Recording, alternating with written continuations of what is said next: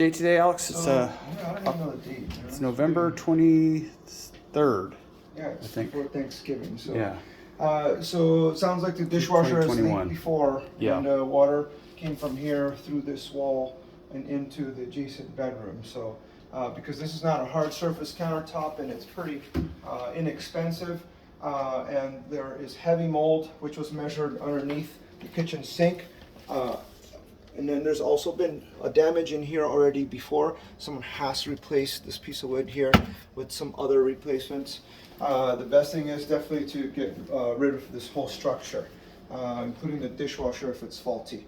That has to be removed to get access to the drywall behind and properly do a mold remediation back there. The drywall has to be removed. All the studs have to be wire brushed and then sprayed with an antimicrobial afterwards. I do not detect any type of moisture within this area, but you can tell it's definitely had enough water damage to actually just go ahead and remove this whole section. Not that expensive because over here you only have two little sections of cabinets, so it won't be that big of a deal to just get the full cabinets from this guy's down. To match the doors, if these do not want to get replaced for any reason, we can actually pull these drawers and the doors and match them. So all these here can stay in here and they could be reused, but as you can see there's already damage to some of the faces here.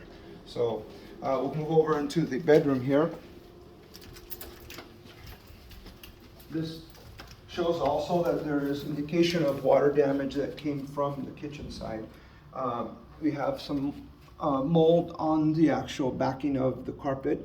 We have a large area, about 12 linear feet of damaged tack strip, which shows also rust and water damage, and also potentially some fungal growth. So this wall is probably best to be cut at about 8 feet and about 2 to 3 feet tall, and cut all the way across so that we can properly access the lumber and all the seal plates that are down there to expose all the mold and get it all cleaned up out of here. So now we'll go ahead and move over to the bathroom over here with the leaking wax ring, it looks like so far.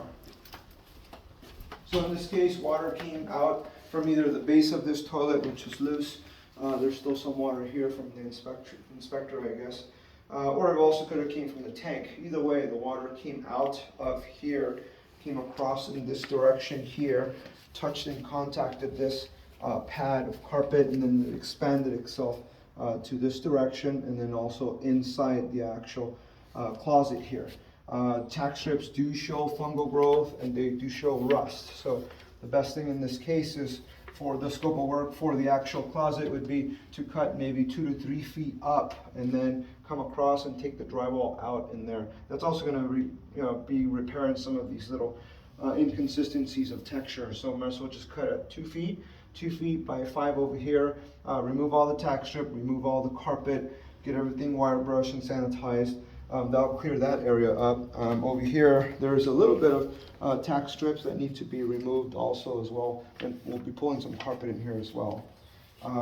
This vanity here has seen some older water damages that occurred previously. Currently it's not wet, but there's damage here to the toe kick, which is pretty heavy, and then this whole shelf has been saturated before with water.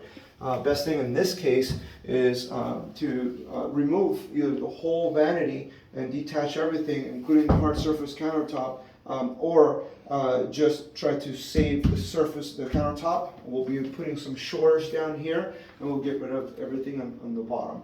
This is highly likely we're also going to have to cut some drywall behind this. So that's the reason why we'd have to remove this. Over here you also have moisture within this quadrant here of the toilet, so that drywall will have to be pulled and cut back here. These types of leaks here are very common. This is a shower leak, door leak seal that's leaking water constantly every time that the shower gets used, and that's the kind of damage that you get from this type of leak. So because we have some new fresh leak that occurred and then leak that has occurred for a while, that wall will have to be cut, and there will be some damage to the tile. As you see already, tiles will probably be falling off of that corner. Same thing with this back here. This is a shower door leak that has occurred for a long time, and has already seen some repairs and some handymen coming in here trying to correct the situation, which was unsuccessful. So, and that continues. That concludes the whole scope of work for this whole thing. Definitely, the shower enclosure, I believe, in my opinion, should be just replaced. The whole 3 walls should be demoed and redone. So. All right. Thanks, Alex.